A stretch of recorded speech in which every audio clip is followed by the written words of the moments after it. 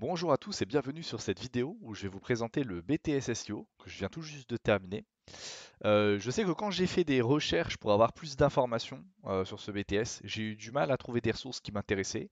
Et donc j'ai décidé de vous faire une petite vidéo pour vous le présenter, vous donner des astuces pour le réussir, ou bien tout juste des conseils sur des notions ou bien des compétences que vous pourriez apprendre avant d'y rentrer, ou bien tout simplement regarder pour vous donner un avant-goût. Alors le BTS SEO, c'est un diplôme d'éducation nationale qui va offrir un bac+2. Pourquoi je précise éducation nationale? Parce que généralement, les diplômes ils sont divisés en deux grosses catégories. Les diplômes délivrés par le ministère de l'Éducation nationale et ceux qui sont délivrés par le ministère du Travail. Dans ce cas, on les appelle généralement les titres RNCP. La différence entre les deux, c'est généralement sur la poursuite d'études. Bien que maintenant, en fait, on retrouve pas trop de différence et elle se fait vraiment très peu ressentir avec le temps, de plus en plus. Enfin, en tout cas, c'est mon avis. Et donc le BTS SEO, il va s'effectuer également dans des lycées. Donc là, on retrouve bien le côté éducation nationale dans des lycées, bien qu'il soit quand même possible de l'effectuer dans des écoles privées. Et donc généralement, ça va se passer dans un campus avec soit d'autres spécialités ou bien d'autres années, parce qu'il y a des campus qui peuvent proposer jusqu'à des bac+5. Moi, ça a été mon cas, notamment, je l'ai fait dans un campus.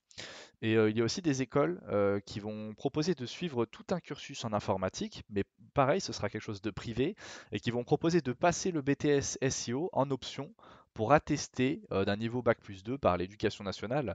À ce moment-là, ça se fera très souvent en candidat libre. Ce qu'il faut savoir aussi, c'est que le BTS SEO, malgré le fait que ce soit un diplôme informatique, on reste quand même dans de l'éducnat, et donc on va retrouver des matières générales, bah, comme du français. Ça s'appelle pas du français, ça s'appellera de la culture générale, de l'économie, droit, gestion, ou encore des maths, bien que les maths seront vraiment très utiles et serviront en informatique. Donc là, c'est vraiment bien, c'est des mathématiques qui sont quand même pas mal axées informatique. Et donc le BTS SEO, il se décompose aussi en deux spécialités, la spécialité SLAM, développement, et la spécialité SISR, système et réseau. Généralement, on fait les deux le premier semestre, donc on fait du SLAM et du SISR. Et pour le deuxième semestre, là, on doit choisir une des deux spécialités. Et pendant l'année et demie qui reste, eh ben, on va étudier cette spécialité pour présenter un projet de fin d'année sur cette spécialité. La spécialité SLAM pour solutions, logiciels et applications métiers, c'est celle que j'ai choisie, bien que je sois orienté système et réseau. Moi, j'ai choisi d'avoir la double casquette. Et donc, en fait, c'est la spécialité de développement. Donc, on va généralement voir les bases de la programmation, qu'il s'agisse de faire du développement et donc de créer un site internet statique ou bien dynamique, même si c'est un peu plus compliqué. Et après, bah, différents langages de programmation pour créer des applications en tout genre. C'est aussi un moyen de découvrir les notions de base de l'informatique. Qu'est-ce qu'un langage haut niveau, un langage bas niveau, quelle est la différence, etc. Et donc l'année, en fait, elle va se dérouler de cette manière. Elle va commencer en vous apprenant, enfin le professeur va commencer en vous apprenant les bases de la programmation. Et puis après, ça va être rythmé de plein de petits projets qui vont s'effectuer généralement en groupe. On va vous donner un cahier des charges. Bah, je sais pas, un site internet doit avoir un fond bleu et puis un bouton pour se connecter. Et donc vous devrez respecter ce cahier des charges, créer l'application qui vous est demandée, et puis généralement, en tout cas moi c'était mon cas, on passait pour la présenter et puis on était noté, sachant que généralement ils regardaient pas forcément le code, ils regardaient surtout que le cahier des charges était respecté, donc ils pouvaient mettre des éléments de sécurité ou autres dans ce cahier des charges. Pareil, le professeur il va pas vous demander un langage particulier, généralement les langages ne sont pas imposés. Mais par contre, si vous avez besoin d'aide lors de la réalisation, si vous avez jamais programmé, il vaut mieux choisir un langage que le professeur va bien connaître et bien maîtriser, généralement celui qui va vous enseigner, afin qu'il puisse bah, voilà, vous aider si jamais vous avez du mal. Après, si vous avez déjà programmé, vous pouvez discuter avec lui et puis lui expliquer. Moi, ça avait été mon cas, il nous avait laissé choisir les langages qu'on voulait. Après, bon, bah, bien sûr, ce que je dis, ça dépend forcément vraiment du professeur. Moi, je sais que dans mon cas, et en plus, enfin, c'était tombé lors de l'examen, c'était du PHP. Le professeur avait choisi bah, du PHP avec le framework Symfony et en applicatif du C#.NET avec un petit peu de Java. Et en fait, généralement, lors de l'examen, ce sera du Java et du PHP. Genre, c'est presque tout le temps ces questions-là qui sont posées lors de l'examen. Non pas qu'on souhaite vous imposer un langage, mais généralement on va par exemple vous donner une fonction, il va manquer des bouts de code et donc il faudra la compléter. Bon voilà, si après vous savez pas encore ce que c'est qu'une fonction, vous pourrez découvrir ça justement en BTS ou en faisant quelques recherches. Et donc, le but, c'est qu'à la fin de l'année, en plus d'un examen sur table, vous puissiez rendre un projet complet qui est noté et qui, avec un gros coefficient, je ne sais plus combien, mais vraiment un très gros coefficient, qui comporte en fait au minimum deux applications. Les applications, elles ne devront pas être de même type.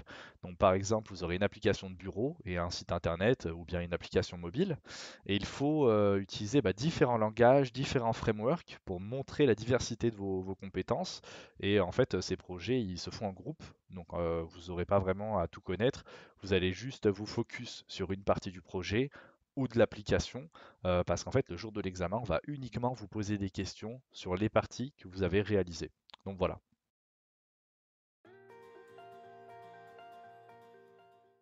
Donc pour la spécialité SISR, c'est solutions d'infrastructure, système et réseau. Bien que j'ai pas choisi cette spécialité, vu que j'étais en slam, mais qu'on est tous mélangés dans les autres cours, hors spécialité, j'ai pu échanger avec des amis qui, eux, l'avaient choisi, et également parfois leur donner un petit coup de main, donc je vais pouvoir tout de même vous la présenter, afin d'être complet dans la vidéo. Donc là, on va pas du tout toucher au dev, on est vraiment côté infra, donc ça va tout ce qui va être serveur, réseau, etc. Au début de l'année, généralement, vous allez commencer à appréhender le réseau avec les bases, le modèle OSI, qu'est-ce qu'un switch, qu'est-ce qu'un routeur, comment tout ça fonctionne, etc.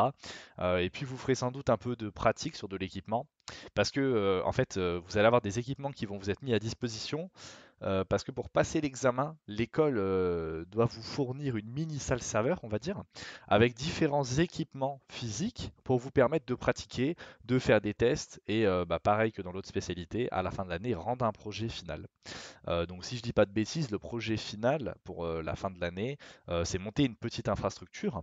Donc par exemple, je sais que mes amis, leur petite infrastructure, c'était différents serveurs. Dans notre cas là, c'est des Windows serveurs avec différents rôles. Le tout bien configuré pour que si un utilisateur utilise l'infrastructure, il puisse aller sur Internet. Il y avait quoi d'autre? Il y avait configurer un firewall, mettre des restrictions, mettre en place un VPN, etc. Donc voilà un petit peu tous les basiques de l'infrastructure que vous allez pouvoir retrouver en entreprise. Et donc voilà, donc si ce que je viens de vous dire, ça vous parle pas, faut pas paniquer, hein, c'est pareil que pour le slam, faut pas avoir peur, vous verrez tout ça en cours, et vers la fin de la vidéo, je vous donnerai quelques conseils pour commencer à vous former avant de rentrer dans le BTS et pas arriver complètement perdu. Alors, je viens justement de vous parler des infrastructures en entreprise, donc je pense que c'est le bon moment pour parler de l'alternance. Je ne vous ai pas tout dit lors de la présentation du diplôme, mais on peut effectivement le faire en alternance. Donc pour cela, il faut de la motivation, il faut trouver une entreprise et il faut aussi être conscient que vous allez avoir beaucoup de choses à assimiler en très peu de temps. Moi, par exemple, dans mon cas, quand j'ai fait mon BTS, j'avais 2 jours de cours par semaine à l'école et le reste en entreprise. Donc ça veut dire que lorsque les autres élèves qui étaient en formation initiale, donc sans alternance, ils faisaient une semaine de cours. Moi, j'en avais deux. J'avais que 2 cours, enfin, j'avais 2 jours de cours qui rattrapaient en fait une semaine de cours. Et en plus, généralement, c'est 2 jours avec un rythme vraiment soutenu de type 8 h, 18, 19 h. Mais par contre, l'avantage, c'est qu'en entreprise, c'est le point clé en fait où vous allez vous former. C'est là-bas où vous allez apprendre de plus de choses. Le but, ça va être de choisir des technologies qui sont populaires et recherchées sur le marché, des choses qui vont vraiment être utilisées en entreprise pour vous former dessus et évoluer pour après avoir de la valeur sur le marché lorsque vous allez mettre votre CV à la fin de vos études. En tout cas, moi personnellement, ça a été un grand plus de faire de l'alternance. Bien que je ne sois pas développeur, malgré la spécialité que j'ai choisie dans mon entreprise, je suis administrateur système et réseau parce que voilà, c'est personnel, hein, c'est une préférence. J'ai pu découvrir un tout autre monde et des bonnes pratiques de l'informatique. Et en plus de ça, je pense que, outre l'aspect purement technique, connaissance, etc., faire le BTS en alternance, en fait, c'est commencer dès le début de la formation à comprendre ce qu'on va attendre de vous plus tard, de se faire un réseau de contacts. Ça, c'est hyper important. Et prendre une attitude et un langage professionnel, etc., ça sert vraiment beaucoup. En plus de ça, je pense qu'entre une personne qui a juste fait un BTS, enfin juste, c'est déjà bien, et une autre qui a fait son BTS en alternance, ça fait une différence sur le CV, bah parce qu'il y a peut-être, c'est pas sûr, mais il peut avoir des différences de compétences, et puis après, bah, il y a tous ces soft skills qui ont été acquis bah, pendant 2 ans par la personne. Et, euh, et je sais que c'est vraiment pas facile de trouver une entreprise parce que bah, c'est compliqué. On vient de finir le lycée, on vient de valider le baccalauréat, on s'apprête à rentrer dans les études supérieures. Il y a déjà pas mal de choses à faire. Peut-être se trouver un appartement, changer de ville, etc. Donc voilà, ça peut être vraiment compliqué de trouver une entreprise. Et d'ailleurs, bah, faites-moi savoir si ça vous intéresserait une vidéo sur comment trouver une entreprise, quelles compétences on peut essayer d'acquérir avant d'aller en alternance pour faire la différence avec tous les autres candidats qui vont également rechercher une alternance dans le domaine. Voilà, si c'est un sujet qui vous intéresse, bah, faites-le moi savoir et puis je ferai une vidéo dessus. Alors je pense que si vous êtes déjà un minimum passionné ou intéressé par l'informatique, les matières techniques du BTS ne seront pas un souci pour vous. Par contre, il faut vraiment faire attention et prendre au sérieux les matières générales parce qu'elles représentent un gros coefficient. Je pense que le BTS, n'importe quel BTS, va pas déroger à la règle des autres cursus et études. Donc il faut s'intéresser aux matières dans lesquelles vous avez le plus de mal, et pour diverses raisons, et s'obliger à monter en compétences dessus. Généralement, dans le cas du BTS SEO, ça va être les matières générales, parce qu'il y a quand même beaucoup de passionnés en informatique. Donc, ce qui peut poser souci, ce sera les matières qui vont être un petit peu plus loin de l'informatique. Donc, l'éco-droit, la culture G ou bien les maths. Mais ce qu'il faut savoir, c'est que chacune de ces matières a une méthodologie très précise, et il suffit juste d'apprendre cette méthode par cœur. Voilà, rien de plus. Vous l'apprenez par cœur, et c'est une bonne note quasi assurée pour l'examen. Une autre chose importante, c'est aussi d'essayer de découvrir le système et réseau ainsi que le développement, afin de savoir un petit peu dans quoi vous allez souhaiter vous orienter pour le BTS et aussi d'orienter votre recherche d'alternance, eh ben, si vous souhaitez voilà, effectuer votre BTS en alternance. Et puis un conseil très basique, très très simple, mais en fait c'est juste du bon sens, mais dès le début, creusez les sujets, soyez passionné, intéressez-vous, quitte à sortir un petit peu en dehors des sentiers battus. Et puis, si vous appliquez tout ça, en fait, à mon sens, il n'y aura aucun souci pour valider le diplôme. Pour conclure cette vidéo, le BTS SEO, c'est un diplôme qui m'a énormément apporté personnellement. J'avais déjà fait des petits projets en informatique, un petit peu de développement, etc. Mais la dimension pro qu'on retrouve en entreprise, ça a vraiment été une grosse découverte pour moi. Je trouve que c'est un diplôme avec une répartition intéressante des matières, et puis c'est une bonne introduction à beaucoup de sujets qu'il faudra creuser bien sûr par la suite chez soi pour monter en compétences, mais il y a beaucoup de sujets très intéressants. Et puis voilà, je pense avoir fait un rapide tour d'horizon dans cette vidéo. J'espère que j'ai pu vous apporter quelque chose. Si vous avez des questions, n'hésitez pas à les écrire dans les commentaires, j'y répondrai avec plaisir. Et puis merci d'avoir regardé la vidéo et à bientôt.